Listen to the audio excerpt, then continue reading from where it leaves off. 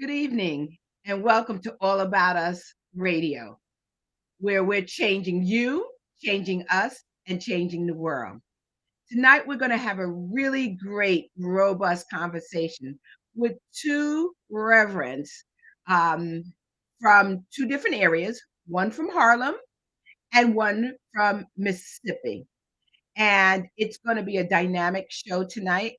And I'm so excited to first introduce Dr. Reverend Dr. James Kilgore, who is the senior pastor of Friendship Baptist Church in Harlem. He is a native New Yorker and has taken his gifts and refined them from the marketplace in the greatest city in the world, which is New York City. And he has graduated from the public school system, received his bachelor's degree at the College of New Rochelle, received a Master's of Divinity degree from the prestigious Drew University in Madison, New Jersey, and completed a Doctorate of Ministry degree last year from the United Theological Seminary in Dayton, Ohio, and has served as senior pastor at the historic Friendship Baptist Church for over 21 years. He is married to Mrs. Linda Kilgore and resides here in the Bronx. And next, I'd like to introduce, all the way from Mississippi, Reverend Dr. Richard Price, who is a minister of the Gospel of Jesus Christ and serves as a senior minister of the historic North Green Street Church of Christ. He served numerous congregations in Philadelphia, Pennsylvania, Harlem, as well. He taught college at New Rochelle, Brooklyn, and Harlem campuses in the area of social sciences. Uh, Dr. Reverend Price graduated from Longstern with a BA degree in history, a master's in American history from St. John's, and a master's and a doctorate at New York Theological Seminary. He serves on numerous different committees within his community. He is currently working on his first academic publication, and we are happy to have both Dr. James Kilgore, Reverend Dr. James Kilgore, and Reverend Dr. Richard Price as well for our show tonight. So welcome. Well, good to be here. Thank you. Absolutely. So we're going to start off first with Dr. Kilgore. What does spiritual health actually mean to you? Spiritual health to me um, deals with the whole person. Usually, you hear people say when it comes to spiritual health, you hear people say um, body, soul, and mind. But the actual term spiritual health actually deals with the physical, the emotional, the social. Some would say the economic aspect, but those are the spiritual dimensions. And so if you deal with those spiritual dimensions, I would say you have a footing, but the actual definition and meaning I think is still out there. Understood. And Dr. Reverend Price, how do you interpret spiritual health and how do you encompass that into your community that you serve? Sure. So, my definition of spiritual health probably comes from one of my favorite excerpts in the Bible, where one writer would say, Beloved, I pray that you would prosper and be in good health, even as your soul prospers. So, I look at spiritual health from a religious, but also a social kind of setting where there's something happening on the inside. There's an inside, the inner man or inner woman is being repaired, being renewed by a higher source beyond our social setting. And I kind of take that approach as a practitioner, whether I'm at the hospital or in my congregational setting or in the community, that how can I help you work from the inner man that needs to be renewed, restored, that needs to have a strong relationship with a higher calling. And I feel like once the inner man, the inner woman, has a safe space, where they can deal with any issue in life, then the residual outcomes that happen on the physical man are just kind of natural. So both of you guys touched on a really important part of this. As part of the podcast, I always try and tie it into the medical aspect. And we talked about the physical being, the mental being, and the whole overall of encompassing everything into one. So since the pandemic, I've seen a lot of changes and a lot of people struggling, not only with the physical aspect of it, but again, the social aspect and the spiritual aspect. How do you think we can touch our communities, especially our Black community, throughout our country to improve and get people's mental health better? Well, I believe that when it comes to our spiritual mental health,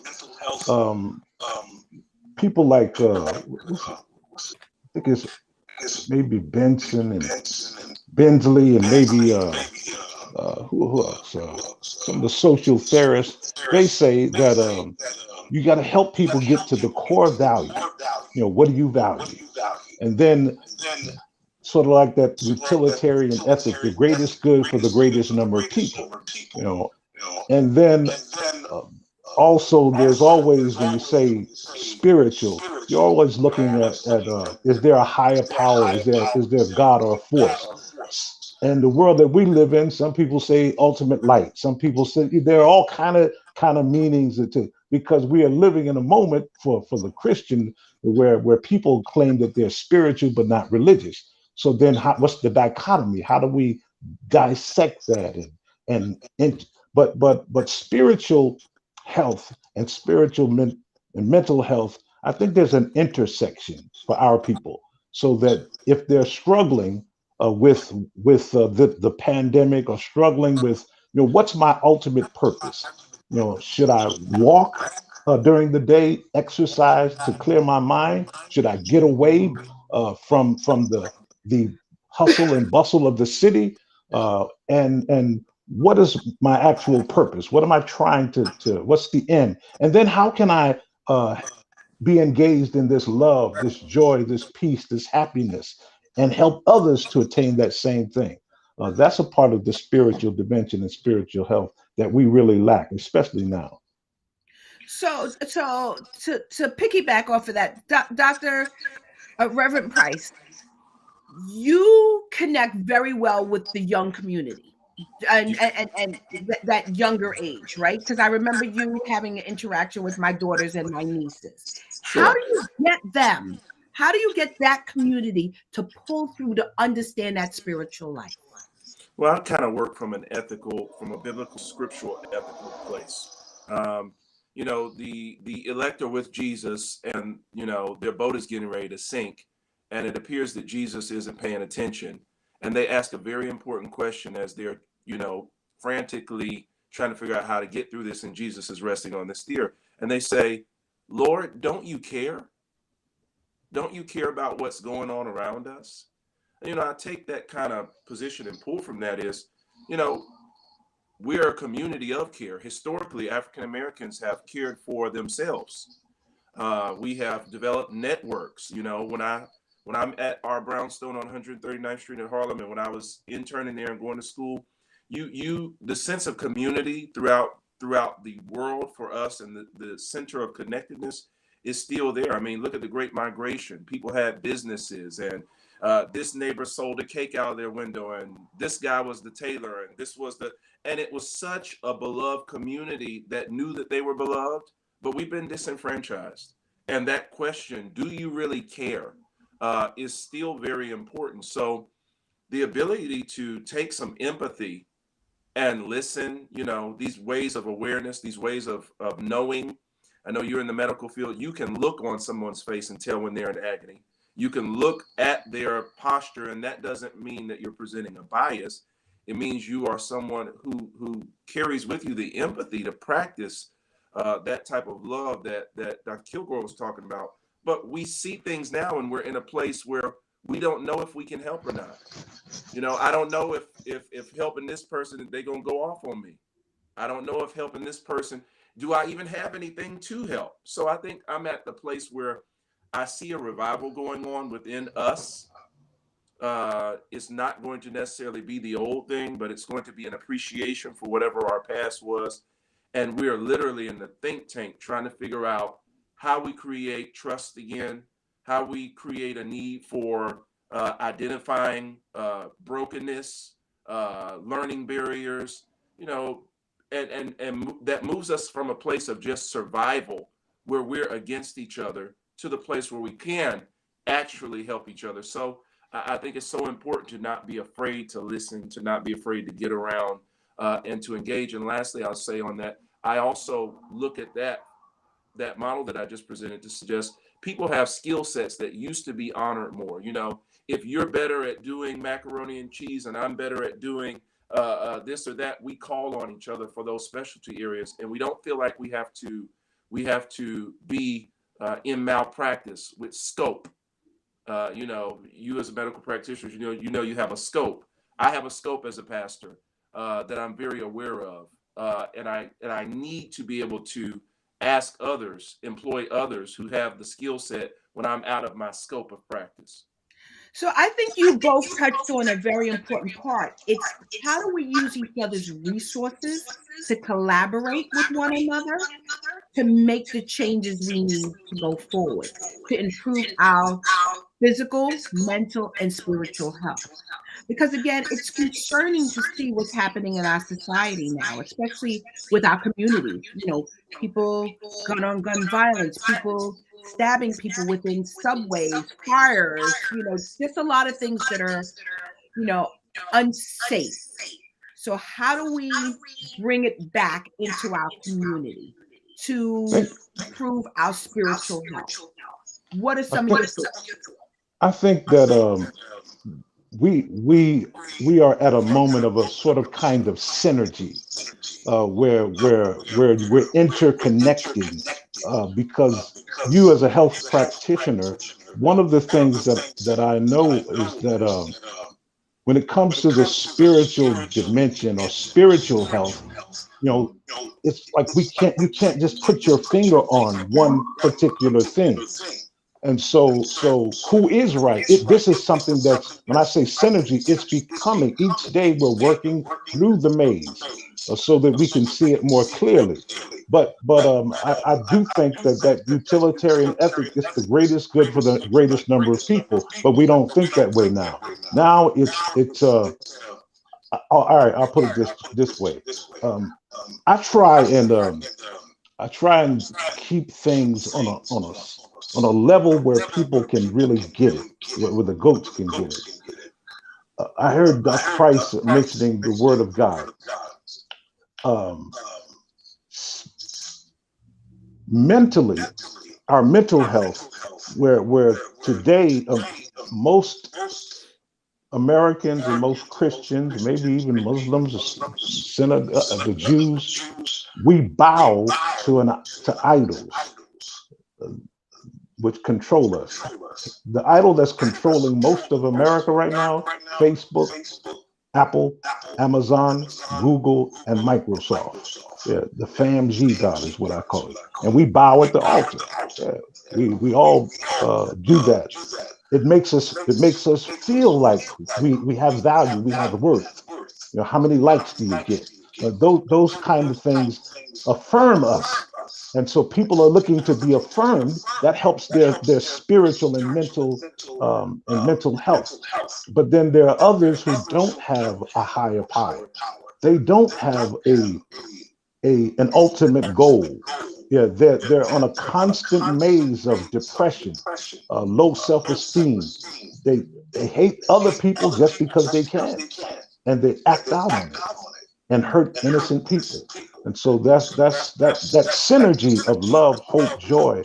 We have to work on it consistently, so that I am becoming more mentally healthy, and I want to help others become more mentally healthy.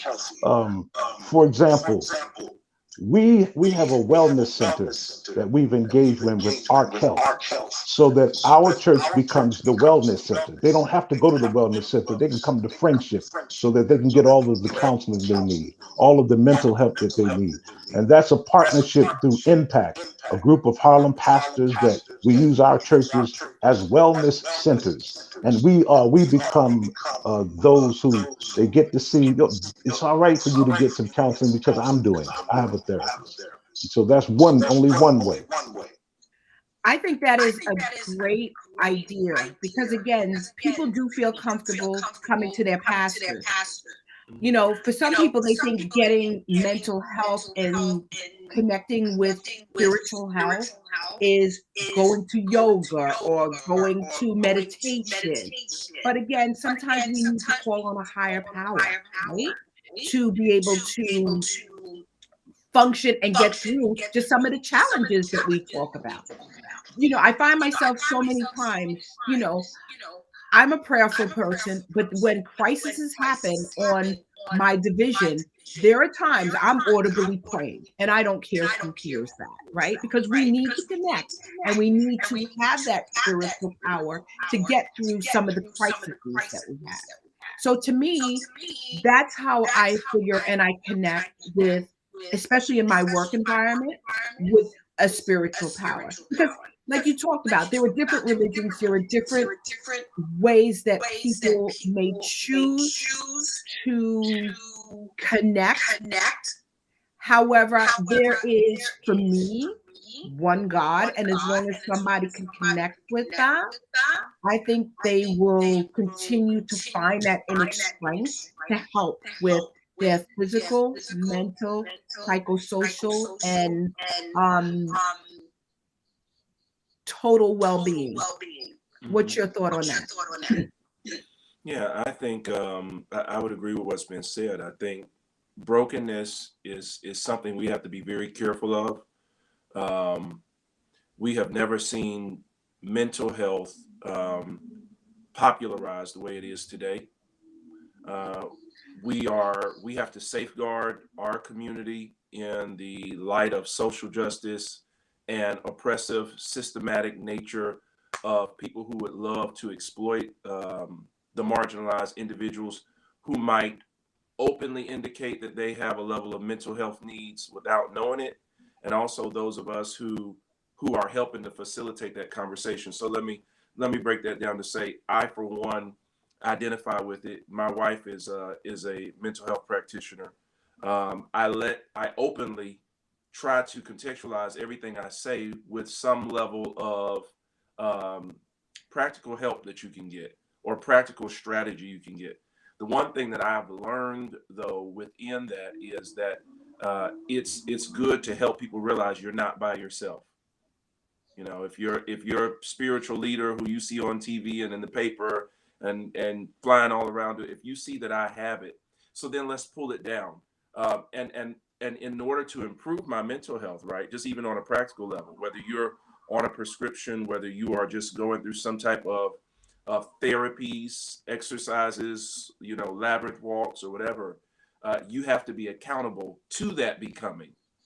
So if we're going to facilitate centers or if we're going to facilitate, it takes a level of buy-in that goes beyond me. Because when I get well, I still need to make sure that this option or these ways of escape are available for others.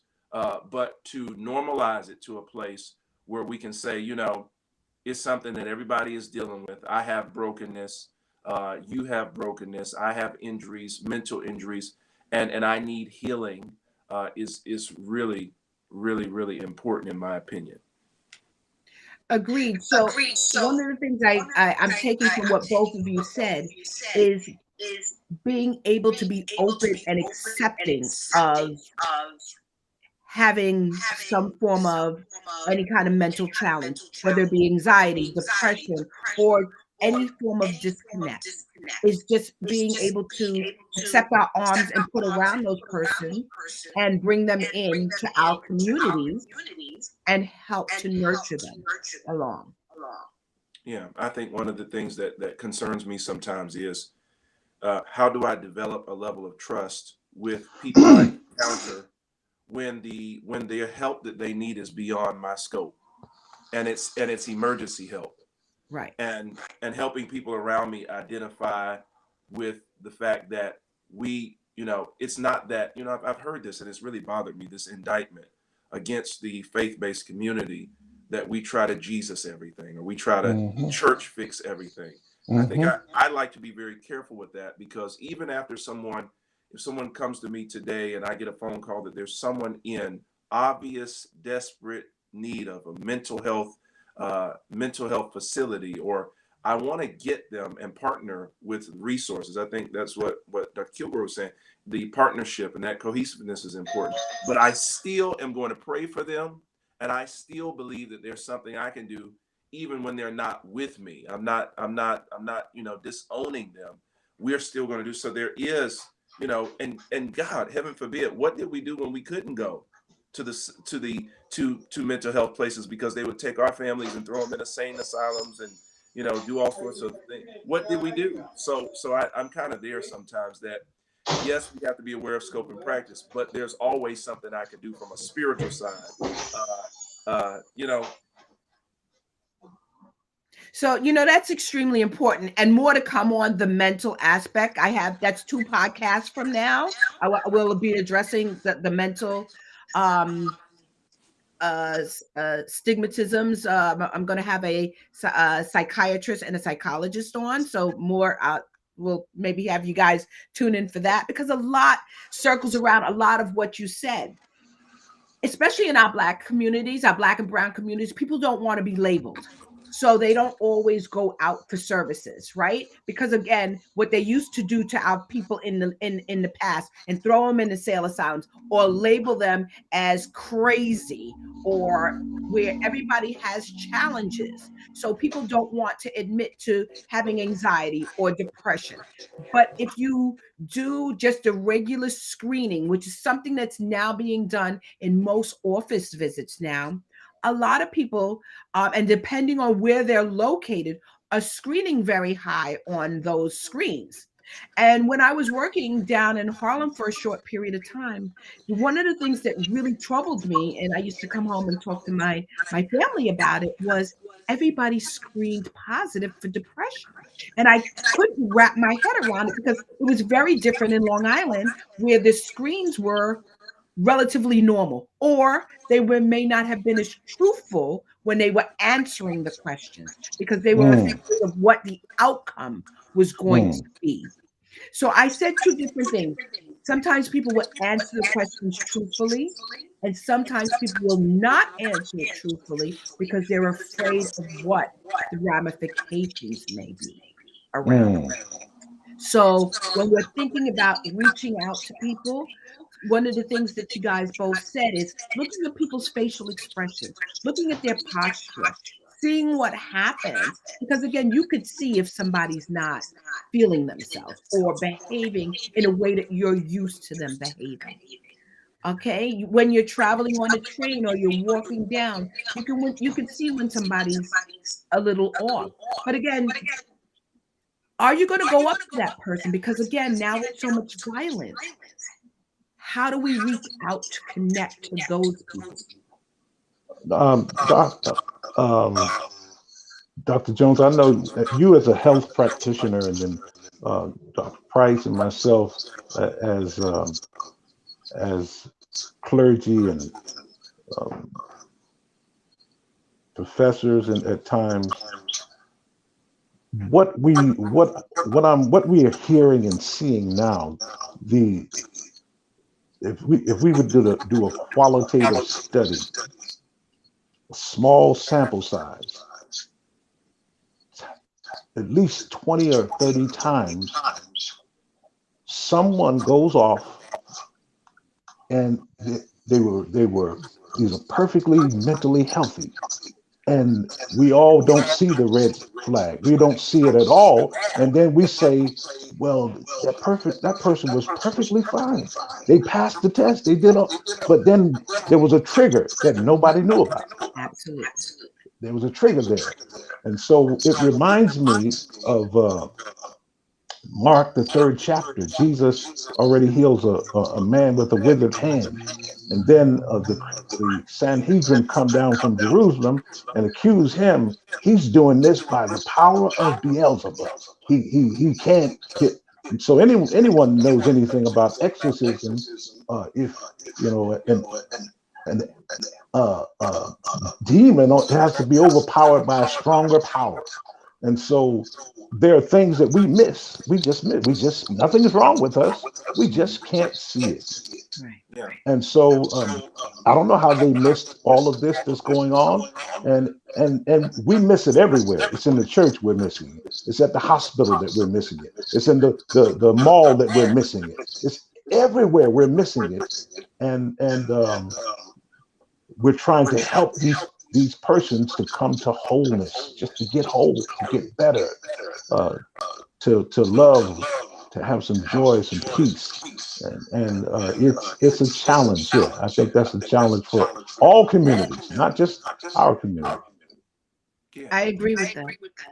I think it's to follow up that. I think it's also important to, you know, we're very visual, we're very audible in our community to kind of, you know, be okay with exploring what wholeness might look like for different people on different levels. And it's interesting when you talk about triggers, because especially as it relates to our young adults, there are some things that they sometimes get involved in. I remember when I was in Harlem, so I've been here 6 years, when I was just before I took this assignment. And every month when I go back and spend a few days there or a week there, I'm looking to see how some of the drug use is affecting people. I remember right before I left, marijuana was being laced with some really crazy stuff, and it was flocka and all these things, and it was instantly causing some very detrimental, non-reversible mental health problems that were changing trajectory of people's lives. So I think we also could be a little bit more vocal, and I would like to, you know, I think partnerships and how do you approach someone who you knows is using drugs recreationally, and how do you feel comfortable with having a conversation in a spiritual setting with young adults who you know are on TikTok, Instagram, Facebook, and you know what you see in them sometimes. When I took this assignment, I was 34 years old. So they really felt comfortable expressing themselves, especially if I had a day where I was wearing jeans or something. They're like, oh, he's cool. Translation, he might be okay validating or overlooking the fact that he saw me dropping it like it's hot and twerking out and smoking a blunt.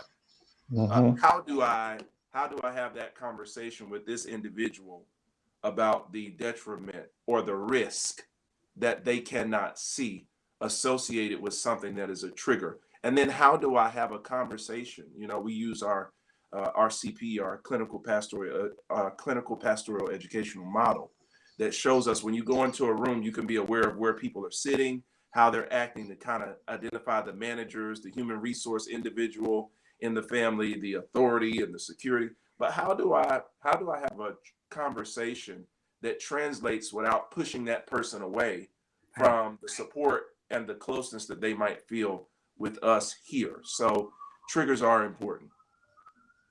So on that note, I think we're going to take a short break, and then when we come back, we're going to talk about different triggers that we should be looking for. So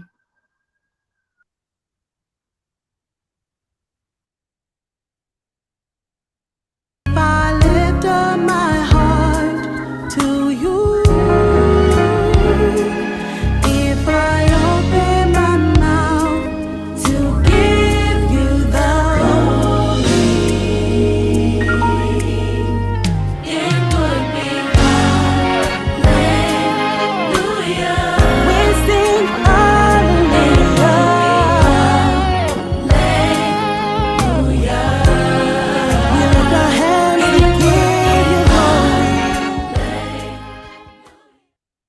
You're listening to All About Us Radio.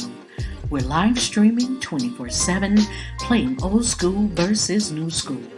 Follow us on Facebook, Twitter, Instagram at AAU Media, and visit our website www.aaumedia.com.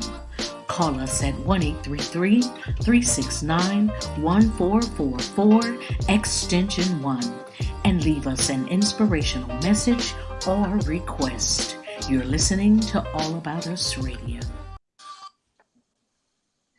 All right.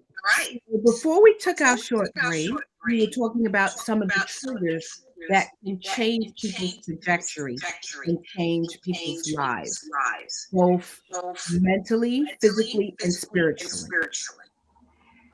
What are some of the things you think as ministers that you can do within your congregation to help educate the community regarding triggers to look for and supply outreach?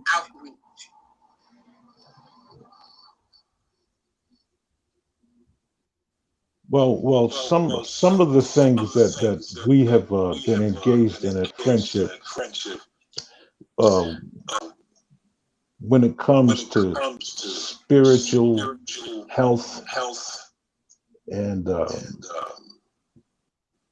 trying to help the congregant see that there's no one particular method and one particular answer, that we have to face all of the difficulties and problems that we face head on. That's hard to do. I did a sermon series on suicide one year, and it was so well received because they could not believe that Pastor Kilgore was preaching about suicide. Yeah, and I began to talk about all of those who committed suicide, and we couldn't see it. Don Cornelius, my man, the soul trainer, we could not see it. Yeah. Donnie Hathaway, couldn't see it. Yogi Horton playing the drums for Luther Vandross, we could not see it.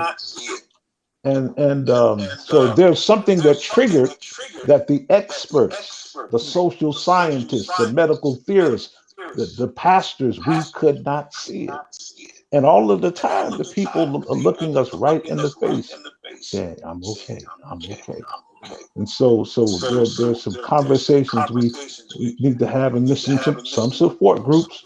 You know, we have our small group ministries, but very few people come to get the help that they need.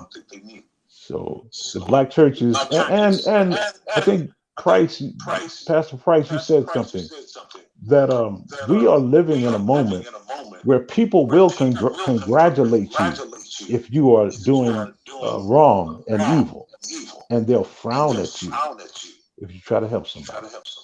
Yeah, that's the kind of world we're living in, but that's where we've been called to serve. Absolutely.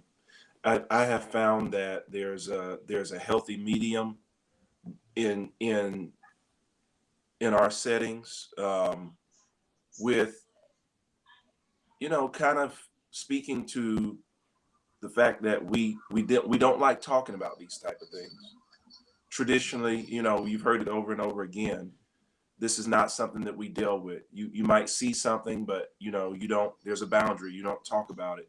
And I like what Dr. Kilgore said, because it's approaching a healthy way to contextualize your setting, to create a practice and a new norm where, you know, there is the safety boundary there where families can feel safe, where they can feel like there's going to be a professional ethic employed in engaging them. Not that we're just going to put you, as the young people say, on blast because, you know, we saw you do something or we have identified something, but from a place of care, knowing that resources are available and we're willing to continually reach to you, rather than just see you go through what you go through.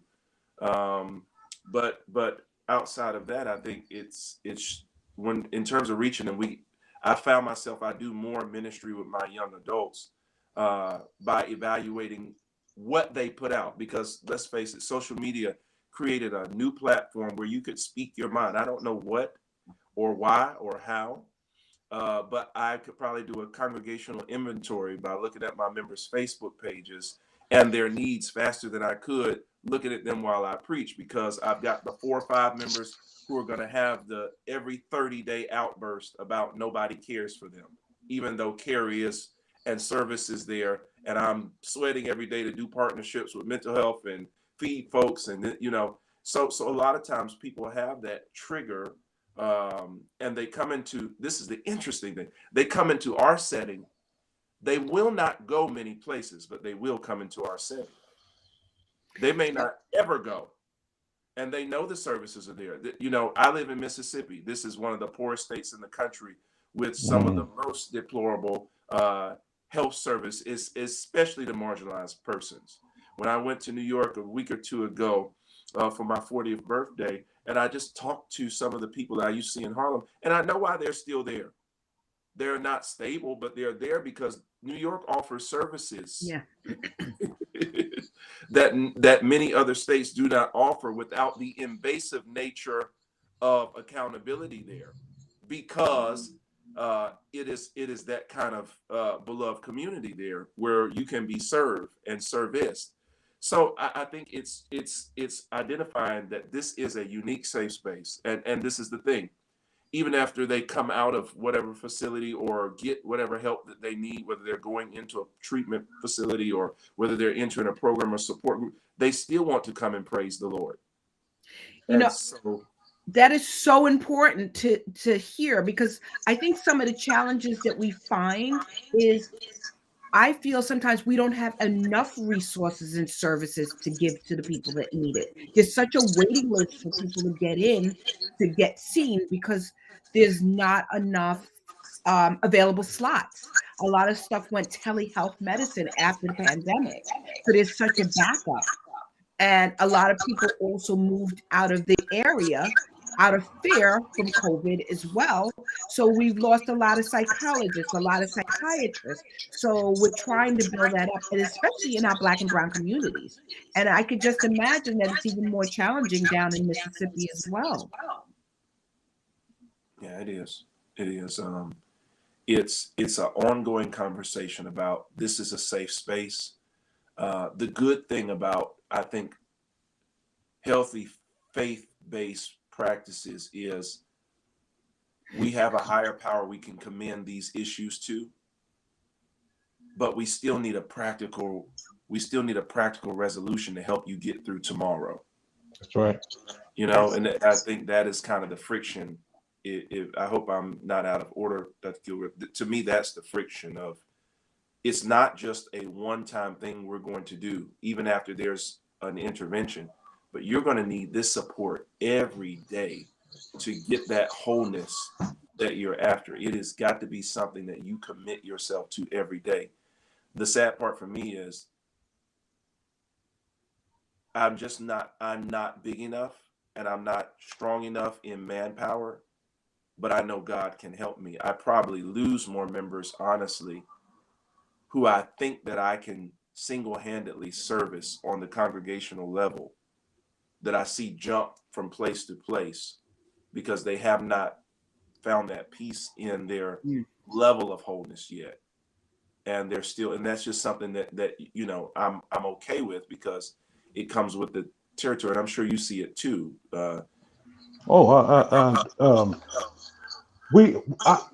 I'm serving in Harlem, biggest city in the world, Black Mecca.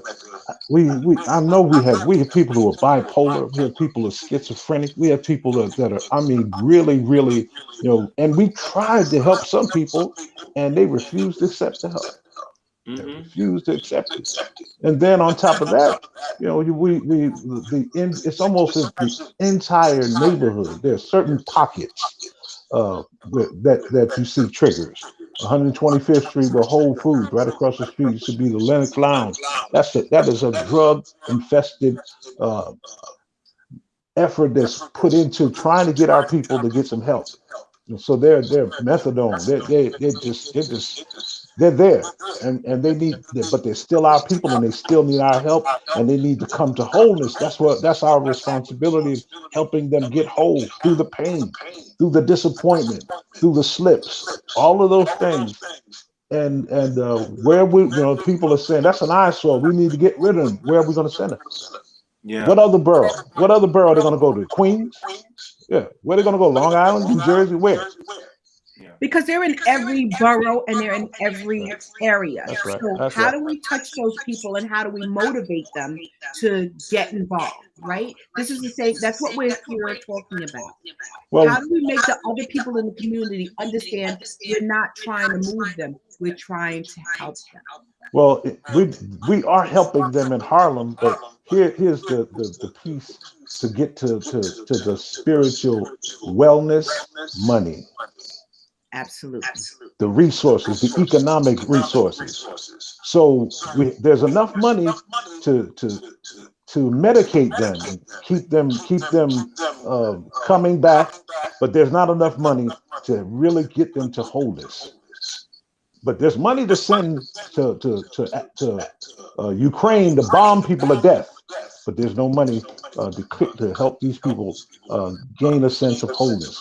So then, that's the challenge where we're not meeting that greater need, greater good for the greater need. You hit a very, very important point. So now we're talking about how can we get our politicians and our people to work not only in Harlem, but also in the Mississippi area to get what we need. Because you said it, it's an economical crisis that we need to fix to make our spiritual, mental, physical, and total well-being whole.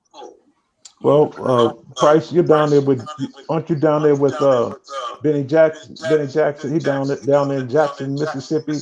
Yes. Okay. I'm here in New York with Congressman Espaillat, and he has done, to my surprise, he's done an excellent job providing for the Dominican people as well as African Americans. I have worked with him. So, but that's just two. There are 48 more who we don't know where they stand. Yeah.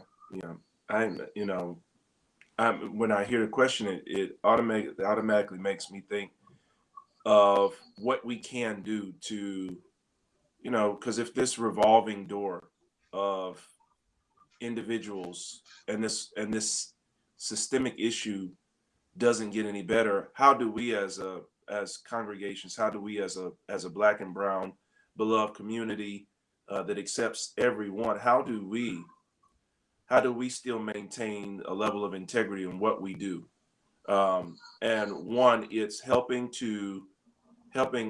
our congregations to understand that, hey, your ministers, your pastors, this is the call of duty today like never before. And this is just one of a million issues that everybody comes to the faith leader for. Right. So it's a conscious awareness that, one, pray for your pastor, pray for your faith leader, because this is something that they're doing. They are the statesmen that's getting with senators and congressmen and women, trying to push legislation to get funds there. On top of everything else we're trying to do with gun violence and quality of life things, which also compromise our ability or not to help aid people who are in crisis. Because if they come back and they don't have a place to live, that's going to hit a trigger. If they can't feed themselves, that's going to hit a trigger. If that individual's fired from his job or her job and they're breadwinners and they have children, that's going to hit a trigger. They're going to go get a hit that night and they're going to spiral out of control again. That's right. And here we are, so even I think if we had the money, it would certainly help tremendously.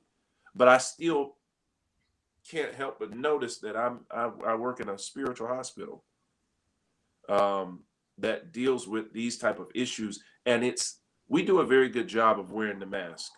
That we're okay, and we bring the good sermon, and we make sure the church is healthy and strong, and that everybody's giving, and that we are represented. And you could tell your friends at brunch about your great pastor and your church, but we oftentimes don't get a chance to check in.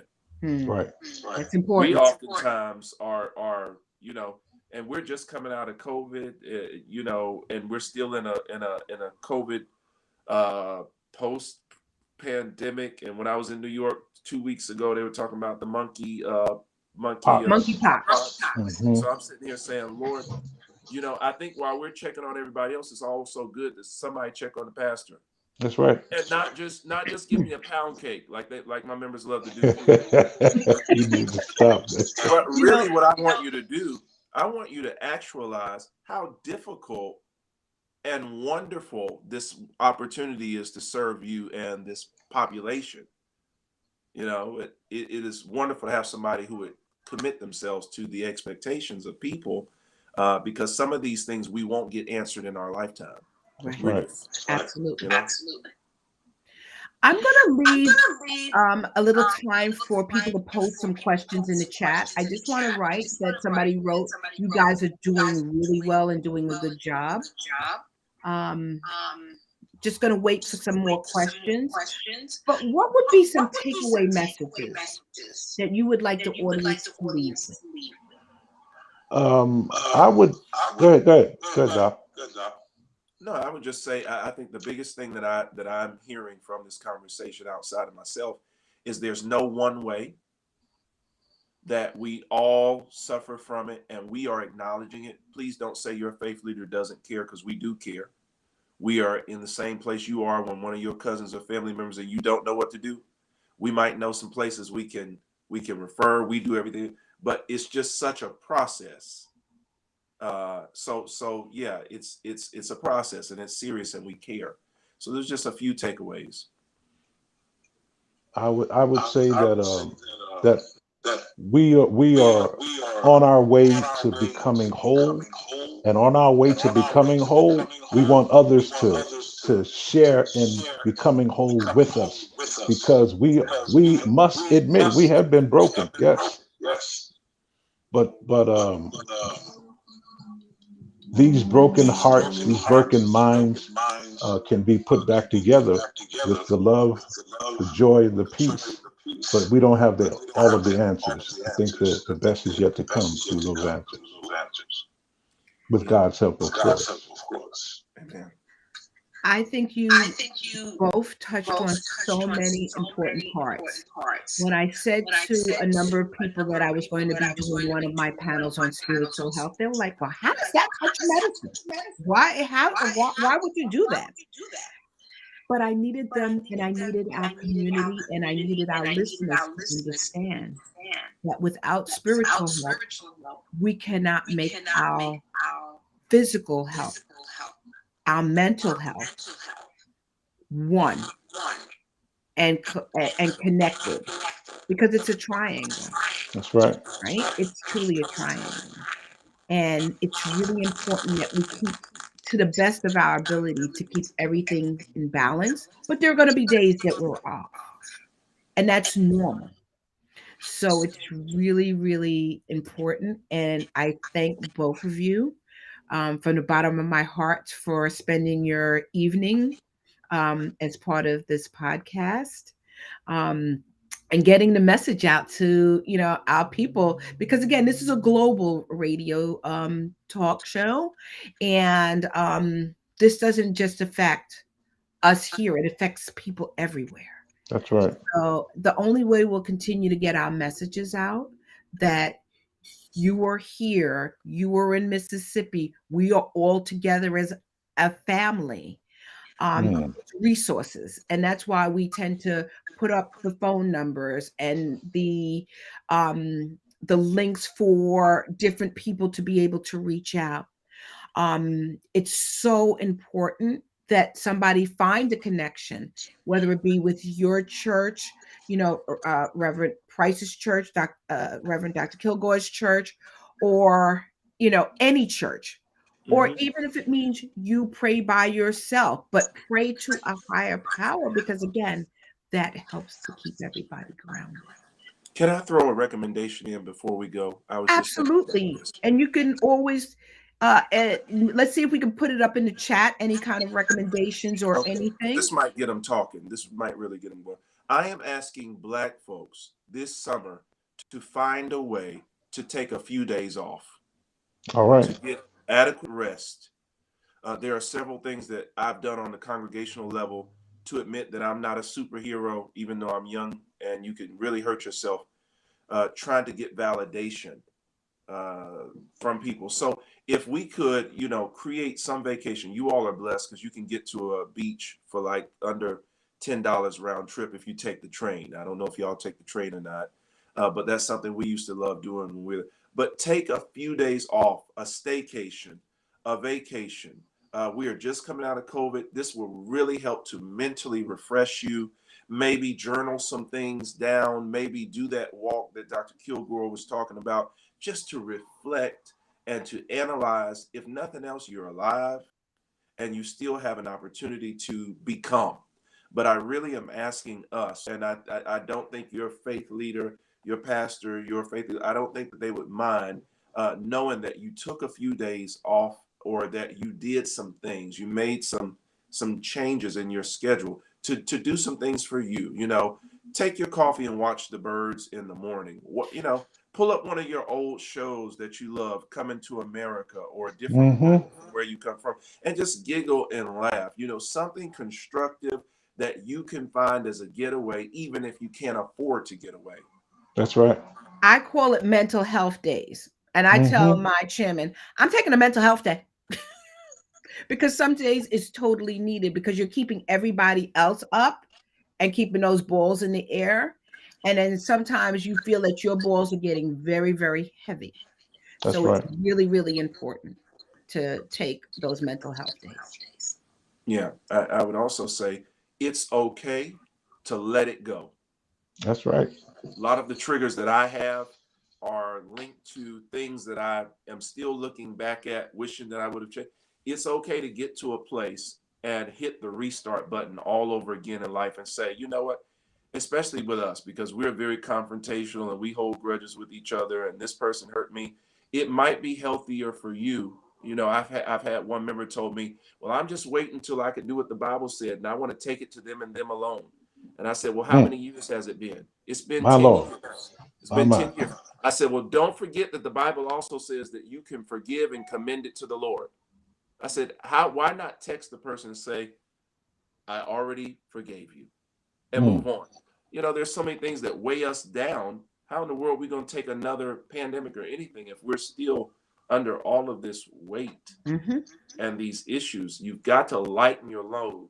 Erykah Badu said, you're going to miss your bus bag lady, carrying all those My bags. my. So, we got to try to lighten our load a little bit, focus on what's important, be accountable to the people who need us the most. And then lastly, don't be afraid to create you a health community, a check-in right. partner. Right. I might call Dr. Kilgore and say, I'm just checking in with you. I just want to talk for a second. So if you hear me say anything that is a trigger or anything that's going to put me in negative space, you can check me. Right. Safe checkmate. Right. Do something and just start to take on some new tools. It's so important to have situational awareness, like you're talking about, because that makes such a big difference. And somebody put in the chat, have an accountability partner. I do check Mm-hmm. on people, but Yeah. every now and then I'm going, well, who the heck is checking in on me? And I'm having a Exactly. bad day, right? So we just have to just remember the good thing is to just reach out and make sure somebody's okay. And one of the important things I think that you said is a great takeaway. Sometimes you just gotta let it go. Gotta let it And go. at some days I change my ringtone on the phone to the frozen ringtone of "Let It Go" because I need to Mm-hmm. hear it play every now and then because it can be very stressful. Yeah. Yeah, it's I found myself some days you go through weeks and months, you haven't done anything that you enjoy doing. If you can look in the mirror and not recognize who you are as you're developing and getting older, that's not a great thing. That's right. Absolutely. Use the mirror if you can't get to anybody else, and look in the mirror and ask yourself, do you like what you see? I noticed something with most preachers that I started to see. We usually start to suffer from glaucoma. Mm. You see a preacher's eye down here, and I started going through that. I went to the doctor, and he said, dude, if you don't get the stress off of you, Yep. Yeah. you're Yeah. going to lose your eyesight. Right. So there's so many things we can do in this COVID aware society that brought things on. If you can work from home a day, take it. Yeah, if you can change your schedule up to redeem some of your time, Hmm. and get your sight worked out. I mean, That's my right. eyes literally used to be red, the pressure on, because I'm thinking about this, trying to do this, trying to be, and Hmm. I just, I was running to the church building every day. No, Doc, you can't. Don't do that. Don't do that. Don't do. And I've had to learn to pace myself, Hmm. self-care, self-awareness, scheduling to help make sure that you have time for you and your family and people you love. And then I wanted to say, as it relates to triggers, if you're going to be successful, you're going to have to develop a community around you who you can feel safe with telling them about some of the things that have caused the triggers. Yeah. And they will help you.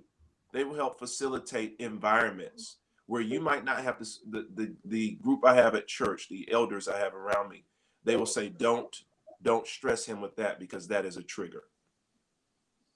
Don't do that because that's true. And they also help me to say, take a few days off. You look like Take some time. Take some time, man. It's This is always good. important to make sure that we take care of ourselves so that we can take care of others.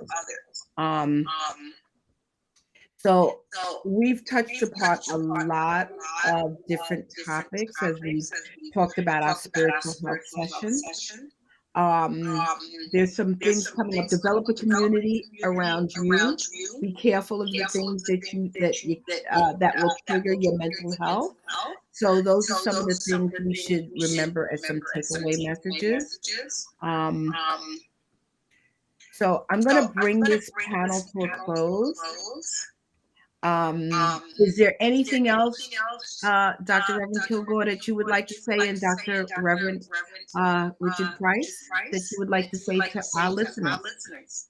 Oh yeah, I'm going to ask the listening audience to please remember the Reverend Tim Brown and Reverend Frank Bostic and the good people from the Ellicott area in Buffalo. They're dear friends of mine, and they lost members of their congregation in the Tops supermarket a few weeks ago. And just having to minister to them and strengthen them to be able to go through those services. It was really devastating for them, and they're still trying to become whole through that tragedy. And so that was a trauma for the pastor, trauma for the community, trauma for the congregation. And nobody saw that coming. So yeah, let's just continue to become whole, love, joy, peace, and happiness. Yeah. And God has He has something special for us. I don't know what it is as of yet, but He does have something special for us. But we got to endure until the end. Absolutely. I cannot thank both of you enough for being part of AAU Media tonight. So again, from the bottom of my heart, thank you. Right. Our price bless you, man. You too, Doc. You too. All right. We're going to connect right after. I'm just going to leave it up for